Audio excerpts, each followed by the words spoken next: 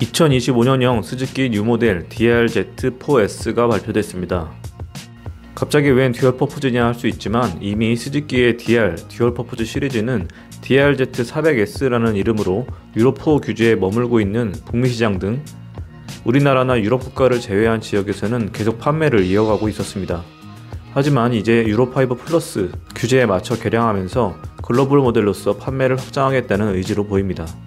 덕분에 유럽 대륙과 똑같은 환경 규제를 받고 있는 우리나라에도 판매가 될 것으로 보이는데요. 디자인은 RM 시리즈인 스즈키 최신 모토크로스 머신의 날렵한 라인이 잘 살아있는 경쾌한 느낌으로 클래식 그 자체였던 이전작 DRZ400S에 비하면 완전히 바뀐 모습입니다.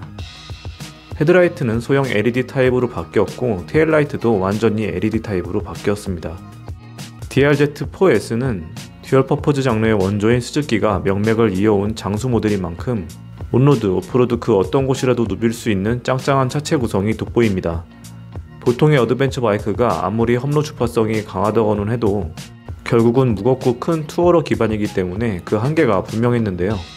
듀얼퍼포즈 바이크는 무게가 150kg 내외로 아주 가볍기 때문에 어드벤처 바이크를 오프로드에서 타기 위한 대단한 스킬이 필요하지도 않고 누구나 손쉽게 스릴 넘치는 라이딩을 어디서나 즐길 수 있다는 게 가장 큰 장점입니다. 엔진은 20여 년 전 국내에서 선풍적인 인기를 끌었던 슈퍼모타드 DRZ400SM의 설계를 그대로 이어받은 398cc 수랭 단기통 형식입니다. 안정적인 파워나 내구성은 유명하지만 출력 수치를 살펴보면 별 감흥은 없는데요. 38ps를 8000rpm에서 내고 37Nm를 6500rpm에서 냅니다. 400cc 단기통 엔진이라는 한계가 있지만 아마 국도에서 기분 좋게 달릴만한 파워는 충분히 나와줄 걸로 예상됩니다. 투어 가는데 전혀 무리가 없는 파워라는 얘기죠.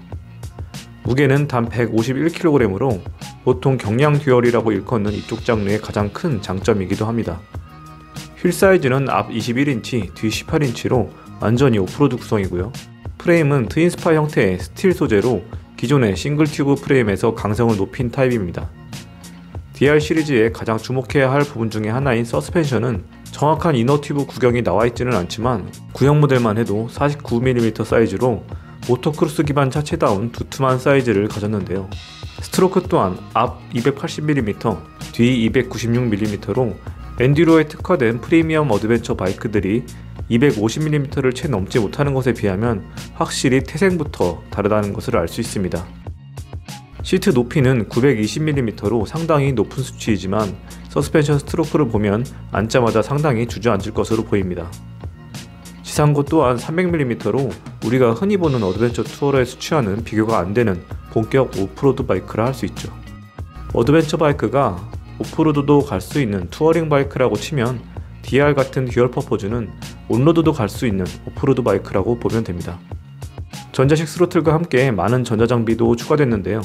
트랙션 컨트롤은 물론 오프로드 전용 G모드, 앞뒤 모두 해지가 가능한 ABS도 있고요. 차체 하부는 알루미늄 언더커버로 엔진을 보호할 수 있고 스탠딩이 자유로운 넓은 풋패드, 하프 와플 타입의 스로틀 그립 등 오프로드를 안전하고 손쉽게 즐기기 위한 장비들이 기본 장비되었습니다. 계기판은 흑백 LCD 타입이고요.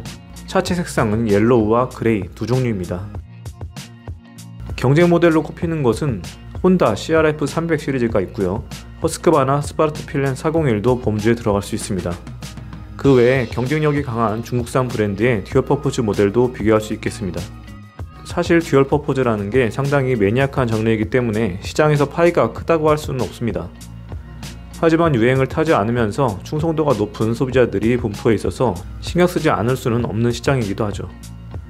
그리고 스즈키가 오랜 시간 전세계적인 팬층을 쌓아온 DR이라는 이름을 다시 한번 세상에 알린 것에도 의미가 있다고 봅니다.